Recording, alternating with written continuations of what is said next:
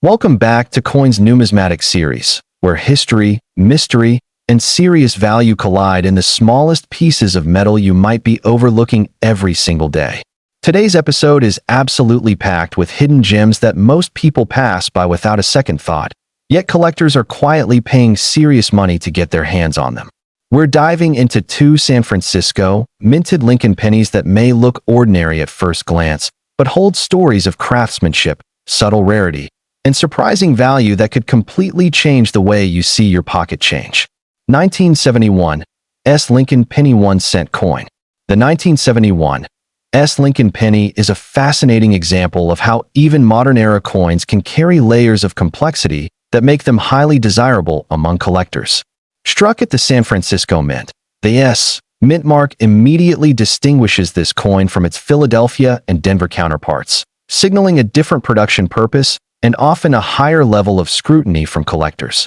In 1971, San Francisco was primarily responsible for producing proof coins, though circulation strikes also exist, and understanding that distinction is critical when evaluating value. At first glance, the design remains faithful to the iconic Lincoln cent introduced in 1909. On the obverse, Abraham Lincoln's profile faces right, a design by Victor David Brenner that has become one of the most enduring images in American coinage. The inscriptions "In God We Trust" arch above, while Liberty sits to the left and the date, along with the small but important S. Mint mark, appears on the right. The reverse still features the classic wheat ears design, which had been replaced in 1959 by the Lincoln Memorial. So by 1971, collectors see the Lincoln Memorial building dominating the reverse, with 1 cent boldly centered and United States of America surrounding it. Above the memorial is the Latin motto, E pluribus unum. What makes the 1971 S. penny especially interesting is the existence of both proof and business strike versions. Proof coins from San Francisco were struck using specially polished dies and planchets, resulting in mirror-like surfaces and frosted design elements. These coins were never intended for circulation and were instead sold directly to collectors. The mintage for 1971 S. proof pennies reached into the millions, but despite the high numbers, condition plays a massive role in determining value. High-grade proof examples, particularly those graded PR 69 or PR 70 deep cameo, are where the real excitement begins. A perfect PR 70 example is extremely rare due to even the slightest imperfections disqualifying coins from achieving that grade. When such pristine specimens appear at auction, they can command prices far above what casual collectors might expect, sometimes reaching into the hundreds or even thousands of dollars depending on demand. On the other hand, circulation strike 1971 S. pennies were produced in significantly smaller numbers compared to Philadelphia issues, which already adds a layer of scarcity. While most circulated examples are only worth a few cents, uncirculated coins with strong luster and minimal contact marks can fetch noticeably higher premiums. Collectors pay close attention to strike quality, as some 1971 S. coins show weaker details, particularly around Lincoln's hair and the steps of the memorial. Error coins are where things become even more compelling. The 1971 S. penny is known for a variety of mint errors, including doubled dies, off-center strikes, and die cracks. Among these, doubled die varieties attract particular attention. While not as famous as the 1972 doubled die, subtle doubling on lettering or design elements can significantly increase a coin's desirability. Collectors meticulously examine the inscriptions and Lincoln's features under magnification, searching for those telltale signs of doubling. Another category that draws interest is cameo contrast in proof coins. Coins exhibiting strong contrast between frosted devices and mirrored fields are labeled as cameo or deep cameo, and these designations dramatically influence market value. A 1971 S. proof penny with deep cameo contrast in near-perfect condition is far more valuable than a standard proof without that visual distinction. The composition of the 1971 S. penny is also worth noting. Made primarily of copper, with a composition of 95% copper and 5% zinc, these coins carry intrinsic metal value that has become increasingly relevant as copper prices fluctuate. While melting coins is regulated, collectors still factor in metal content when assessing long-term value trends. Market demand for the 1971 penny has remained steady, particularly among collectors building complete Lincoln cent sets.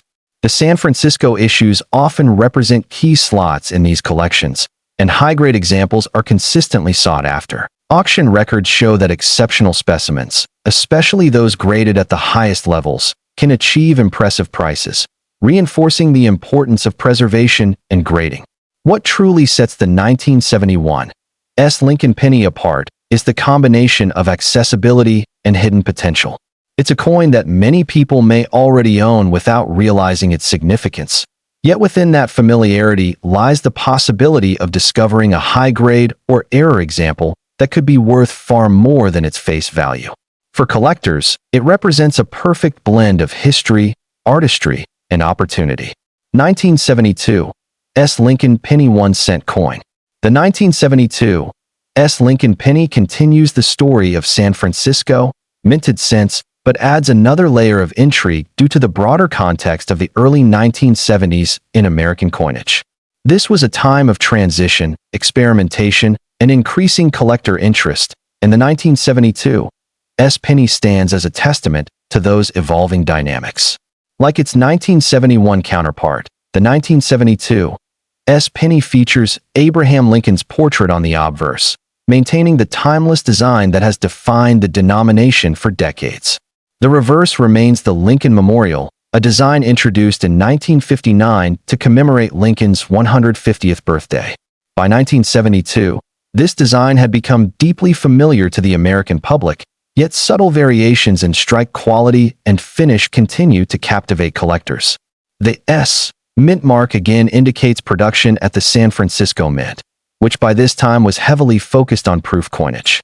The 1972 proof pennies are among the most commonly encountered, with millions produced as part of annual proof sets.